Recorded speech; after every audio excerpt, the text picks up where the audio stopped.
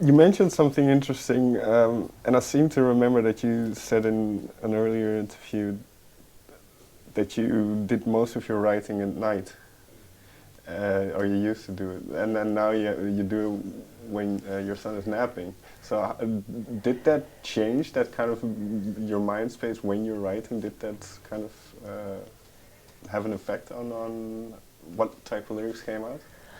I think definitely it's, the writing has changed for me because I can't really pick up an instrument as easily around my son. Mm-hmm.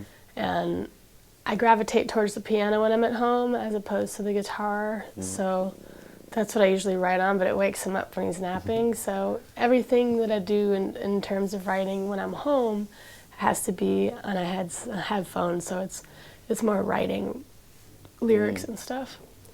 And so then that makes me have more set hours to go to a studio and work, to my studio and work and write and record and try things out. But, that process is very new because I had finished writing most of the songs by the time, after he was born. It was mostly just working on lyrics. And then when I finished writing the lyrics, it was time to record. And I finished the record in the summer. So now the focus has been school. So I haven't been working in the studio as much as I would like. But once school is over, I'm going to try to set hours again in the studio where it's like I'm going to work. But the night hours probably won't happen for a while because... For a couple of years. Yeah, exactly. Well, you mentioned the sound coming together first and then the lyrics usually later. And one of the things that, You Shadow is a nice example of it. There's this fuzzy sound, this kind of fuzzy... When did this become an element in the album? What do you think of these things beforehand? Do you think, oh, this sounds nice, I'm going to kind of go in that direction, or how does that go? Well, honestly, in the past, most of my songs have been guitar oriented, and I was writing music for a score at the time for my friend Catherine Diekman's film Strange Weather. She had referenced Ry Cooder's score for Paris, Texas, and which is a very tall order, and I'm not the best guitar player in the world, but it was a reference point, and I would try to write and create these worlds for her. And whenever I got to a place where I felt like I wasn't getting anywhere and I was banging my head against the wall, I would put down the guitar and I would play anything else, because the guitar just was getting me angry, or I was bored, or I needed to clear my head. And so I shared a space with Michael Cera, who's an actor, and he had a synthesizer called a Jupiter 4, and he had an organ called a CX3, among other things. And then I had a drum kit and a piano and a bass and all that stuff. And so I would just play anything else. And one day I just gravitated towards the Jupiter 4 and I started messing around. And because nobody was there to judge me, I didn't know what it sounded like. So I was just plugging it into an amp, adding reverb, putting on delay, putting on my vocal, making sure it was super crazy ambient, setting just experimenting more than I ever had before, but not thinking it was for anything, only just to clear my head, so that when I got that out of my system, I could go back to the guitar and continue for like a new perspective. But a lot of that turned into the record. But yeah, when you're doing that, and like you say, you're kind of experimenting as well and kind of getting it out of your system, at one point do you think, oh, I should just go for this and get this sound on the album and not worry too much? Well, I feel like when it becomes a repeated theme, because when I first experiment in ways like that, I hit record without overthinking it, and I'll record for like 5 or 10 minutes. So if I have a chord progression and a melody and like a syncopated beat and stuff, and I just, without censoring myself, I'll just let it roll. And then I'll save it and I'll put it in a folder and not think about it. And so it was like a year and a half later where I'm finally going through that folder, and it's like over 40 of those. Where then I look at all the different styles that I had, because it's not all like that, Sure. you know, but I'll go through all of the songs that make the most sense together, and then that's when I start working on lyrics, and that's what also pulls them together subject-wise, is because I'm still finishing the lyrics. And that's an interesting thing. So does the sound, does the sonics of a demo that you have, then does that drive what type of lyrics come out? Does it influence what type of lyrics come out? I would say at first it changes the way that I sing, and it changes my range, and so it changes my posture, and then from there I feel like I'm making consonants and sounds and phrases will come out, and then I feel like it's really the chord progression and the ambience and the melody that set the tone.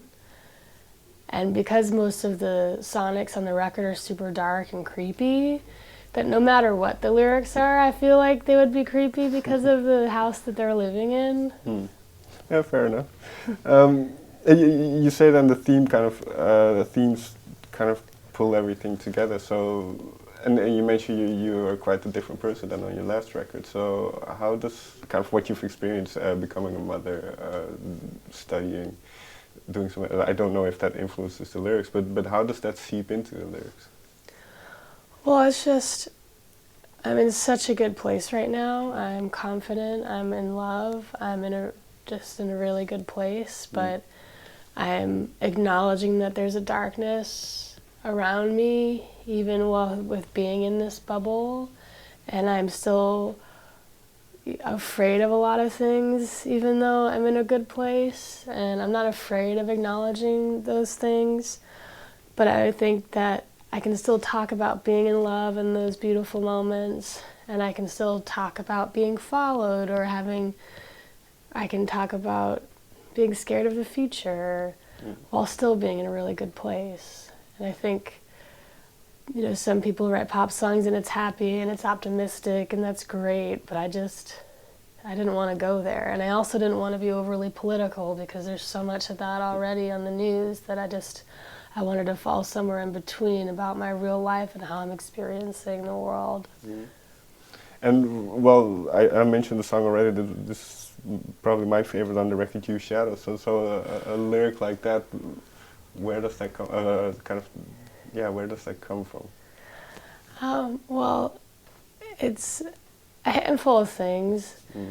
It was about somebody, like the feeling of somebody following me and not having any identity themselves, but just using my shadow to follow so that they had an identity.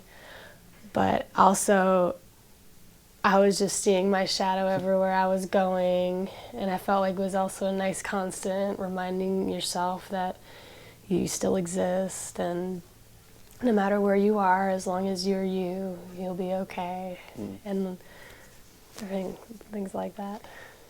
Fair enough. There's one other song I want to talk about. In Jupiter 4, you mentioned Jupiter 4, there's a line, "A love so real." What made it different than before? Well, I felt like I could be myself for the first time, unapologetically. It actually was maybe a love I wasn't ready for. But also, every relationship that you're ever in, I feel like you learn from. And everyone I was ever with, I fell in love with for a reason. But then you're at certain points in your life and you need certain things. And the last person I was with, I realized that he didn't want to be with someone that was gone all the time. And I think the kind of career that I have is intimidating to some people, and I totally understand. Like, it's intimidating to me, and I do it. And it's hard to be gone. It's hard to be away. So you have to find the right person that understands that just because you're away doesn't mean that they're cheating on you, or that the career means more than your relationship. And I needed someone that was secure with themselves and in our relationship, that there was a level of trust and also a level of independence and being driven in their own career where it wasn't ever a competition. And I was just able to be myself around him, and I never felt uncomfortable or doubted myself. Whereas I felt like in past relationships, as soon as I felt uncomfortable, or as soon as I felt like I was second guessing what I was saying or things that I wanted to do, I knew that I wasn't really truly being myself, and I've never had that with this person. That's good that you found that then. Final question then, it might be a tricky one, because you mentioned kind of this life that you lead of a touring musician. And I've talked to a lot of musicians over the years, and one thing that kind of shines through, that's definitely not an easy thing to do. It requires a lot of concessions, it requires a lot of hard work. So for you, then, with all those challenges in mind, what makes it worth it? Well, I think being able to communicate and being able to be myself and helping other people and being a positive role model and hopefully helping other people learn how to communicate as well means a lot to me. But also now, being a mother, I want my son to grow up watching both his mom and dad work, as well as make their relationship work, as well as exposing him to more things than most people would see maybe in their lifetime. So as long as I can continue the balance in a healthy way for me and for them, I will keep doing it. Fair enough. Thank you very much for your time. Thank you. Thank you.